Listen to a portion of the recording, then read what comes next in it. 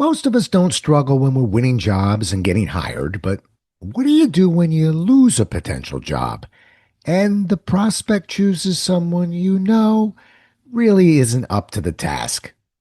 On today's show, I'm going to talk about how to handle rejection with professionalism, restraint, and a move that most speakers never consider, but should. It's a counterintuitive approach that protects your reputation, sharpens your skills, and quietly positions you for the future if you're willing to make one brave call. You ready? Let's go. The Presentation Whisperer. Real-world tips, expert insights, and proven strategies to make every presentation unforgettable. Now, here's your host, professional speaker, and best-selling author, Rob Jolles. Let me set up a scenario for you that might sound familiar. You worked hard to secure a keynote presentation or workshop with a prospect whose business you really wanted. Although there are a handful of competitors, it really should come down to you and maybe one other strong competitor. Your prospect finally decides whom to give their business to, and it isn't you or your strong competitor. Your prospect tells you they have chosen a speaker whose reputation is spotty at best, and you know that this speaker isn't qualified to conduct the business that you've just won or felt like you should have won. Now what? And by the way, sometimes it's not even losing it to another speaker. It's a company getting a little bit anxious, pulling back on the budget, and deciding to use an in-house speaker. Well, the first instinct is to tell the prospect they've made a mistake. Someone has to do it, and you might as well be the one. Perhaps you'll be in good favor with them when they become disillusioned with the current solution, and then maybe they'll turn to you. That might be instinctive, but it's a dangerous move. It's not your place to warn the prospect of another speaker, and you don't want to be perceived as taking cheap shots at the solution or the competition. So the next instinct is to dig in and keep fighting.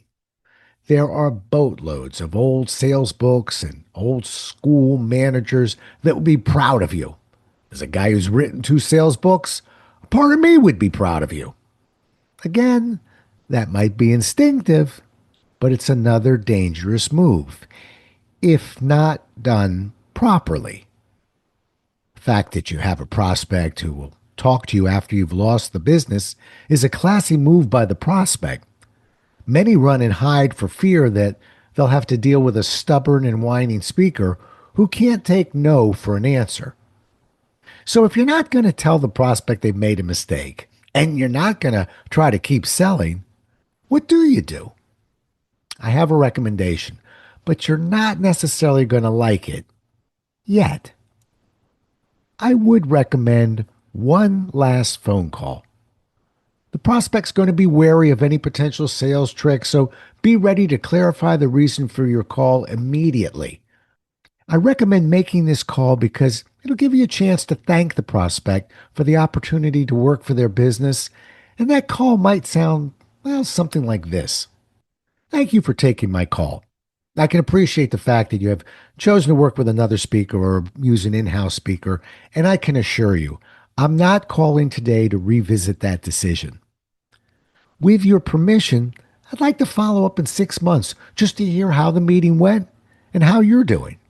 And as for me, I plan on being in the business for a long time to come. And as such, I want to keep getting better at what I do for my customers. With this in mind, may I ask what I could have done better to earn your business? Please don't be fooled into believing that an email accomplishes what this phone call accomplishes. It does not. You make the decision here, and if you think this isn't a prospect who will appreciate a call, send an email. But just remember, rarely does this customer or prospect get the kind of phone call I've been describing. It takes courage and will earn you respect in the prospect's eyes. Actually, making contact will help you in 3 important ways. 1, this call gives you a head start the next time you call on this same prospect. By establishing an agreement to follow up, you've essentially defeated your most difficult nemesis, the phone screener, whose job it is to keep people away from decision makers. You're well within your rights to let the screener know that the person you're calling is expecting your call. 2. This call also helps to improve the process you might be following. Was it a misunderstanding that kept you from being successful? Was it price? Most likely, the prospect never understood the true value of your program that you were recommending. Remember, this is not the time to fix it. No matter what you hear, learn from it and try to avoid making the same mistake again. And 3, this call helps you personally. Rejection is the silent killer for many of us, and it can take its toll on all of us. Most speakers I know are competitive in nature, and no matter how long you work in the speaking business or in any business, that rejection still hurts. When you ask a customer what you might have done differently to earn their business, the response is always surprising to me. It's usually the following 3 words. It wasn't you. Now, many people will tell you that doesn't really matter to them. Don't believe them. It's a blow to our ego to lose, and it hurts. It's surprising how good it feels to hear that it had nothing to do with you personally. Let me just throw a couple final tips to maybe soften that rejection a little bit. 3 of them. 1, just remember that rejection is part of the process. Keep in mind that many other people are facing rejection, just like you. 2, do not punish yourself. If you gave it your all, honestly, your all, don't punish yourself. Reward yourself.